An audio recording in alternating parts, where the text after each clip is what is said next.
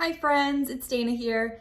Today is Earth Day and I'm celebrating by reading a very special book that was recommended to me by Miss Jamie Siebold.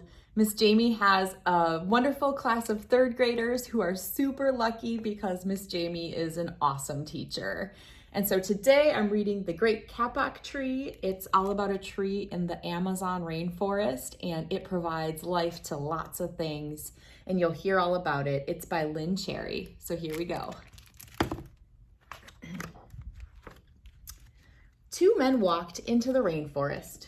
Moments before, the forest had been alive with the sounds of squawking birds and howling monkeys.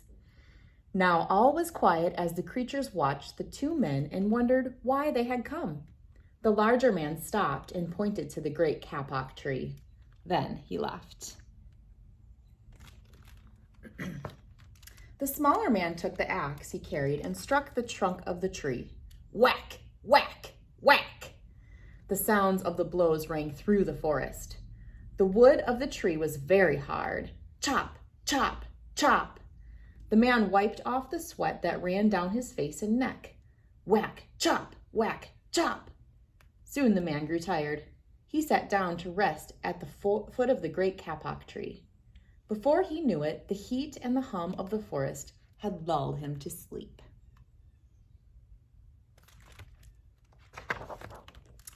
A boa constrictor lived in the kapok tree. He slithered down its trunk to where the man was sleeping. He looked at the gash the axe had made in the tree. Then the huge snake slid very close to the man and hissed in his ear. "Senor, this tree is a tree of miracles. It is my home, where generations of my ancestors have lived. Do not chop it down."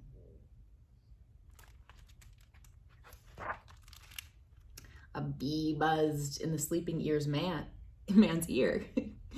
"Senor, my hive is in this kapok tree, and I fly from tree to tree and flower to flower collecting pollen.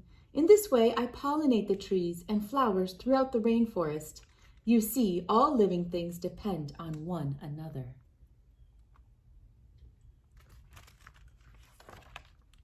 A troop of monkeys scampered down from the canopy of the kapok tree. They chattered to the sleeping man. "Senor, we have seen the ways of the man. You chop down one tree, then come back for another and another. The roots of these great trees will wither and die, and there will be nothing left to hold the earth in place. When the heavy rains come, the soil will be washed away, and the forest will become a desert."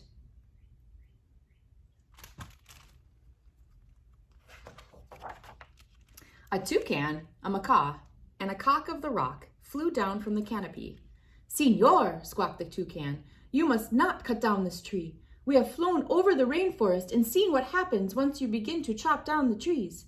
Many people settle on the land. They set fires to clear the underbrush, and soon the forest disappears. Where once there was life and beauty, only black and smoldering ruins remain."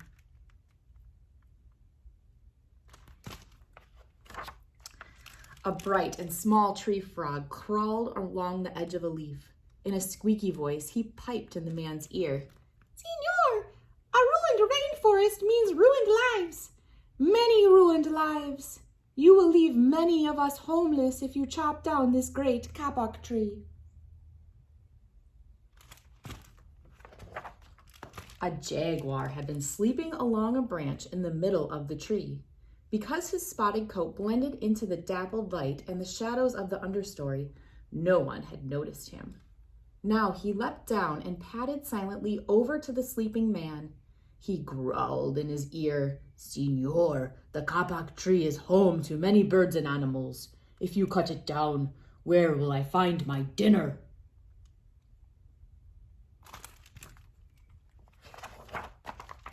Four tree porcupines swung down from the branch to branch and whispered to the man, "Senor, do you know what we animals and humans need in order to live? Oxygen. And senor, do you know what trees produce? Oxygen. If you cut down the forest, you will destroy that which gives us all life." Several anteaters climbed down the kapok tree with their young clinging to their backs. The unstriped anteater said to the sleeping man, "Señor, you are chopping down this tree with no thought for the future, and surely you know that what happens tomorrow depends upon what you do today. The big man tells you to chop down a beautiful tree. He does not think of his own children who tomorrow must live in a world without trees."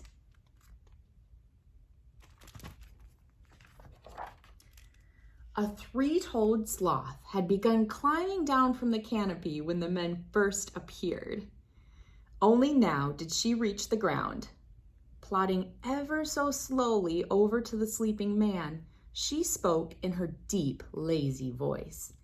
"Señor, how much is beauty worth? Can you live without it? If you destroy the beauty of the rainforest, on what would you feast your eyes?" A child from the Yanomamo tribe who lived in the rainforest knelt over the sleeping man. He murmured in his ear, "Señor, when you wake, please look upon us all with new eyes."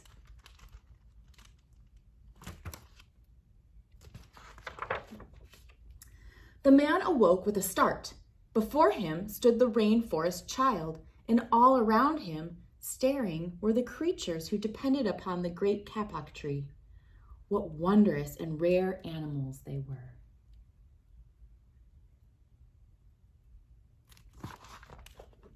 The man looked about and saw the sun streaming through the canopy.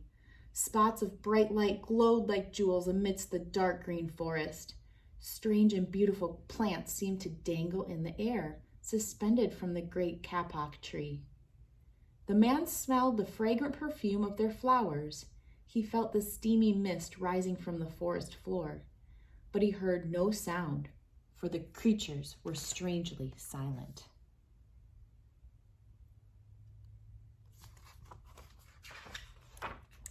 The man stood and picked up his axe. He swung back his arm as though to strike at the tree. Then he stopped. He turned and looked at the animals and the child. He hesitated. Then he dropped the axe and walked out of the rainforest. The end. All right, friends, I hope you had a fun time reading with me and learning all about the wonders of the kapok tree. Okay, have a great day. Bye.